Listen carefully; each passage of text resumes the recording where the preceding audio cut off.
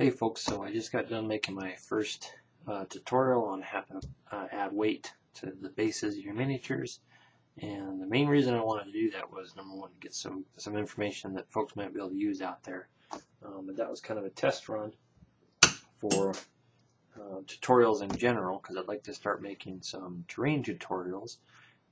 Since December I've been posting on quite a few forums and folks have been asking me, how'd you do this, how'd you do that? And I think the best way to get that information out there is to make videos. So a few terrain pieces that have gotten a lot of comments, and I'd like everybody to know what they'd like to learn about first so I can focus on those. So the first one is the brick building here, and these are all works in progress. I think I only have one finished piece to show you. A couple people asked about the wood floor. I think there's quite a few tutorials out there on wood floors. I do mine a little bit different. A couple guys asked about the interior walls, and a lot of folks asked about brickwork. The technique I'm using here is quite simple, but I think the bricks turn out a lot better than what a lot of guys are using out there for brickwork. This is not the foam board with the paper peeled off. I think that's a time-consuming process, and that's what I started with, and I wanted to do something better. So if you want to know how to do the brickwork, tell me and comment, and I will get that started for you guys so you can know exactly how I made this piece here. Here's broken concrete pieces here too that go on the bottom. So this one's not quite finished. It doesn't have all the washes on it that I usually do. So that's the first piece. This is mostly featuring the brickwork that guys were asking about. The next piece a lot of folks were asking about was this, which I sold quite a few of these actually online. People were using them for objective markers in apocalypse games, so they worked out pretty good. But what people were asking about was the watermarks, and mostly the streaks coming out of the pipes back here, and the chip paint effect.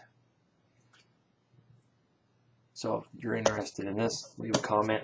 I'll go ahead and do a painting tutorial on the weather and effects for the water in the building.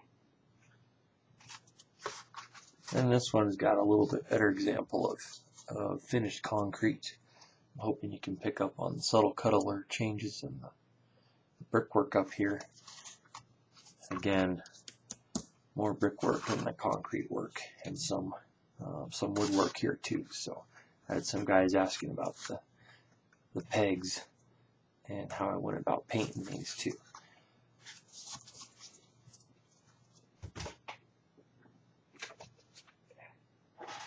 And the next thing folks seem to really like was the girder system that I did here. This is a side view of this, but you can see we've got a lot of girders, the little plates, and even some ropes holding the whole thing together. It doesn't have to be just for orcs. I've done some of these in a much more organized fashion for like an Imperial Guard type building.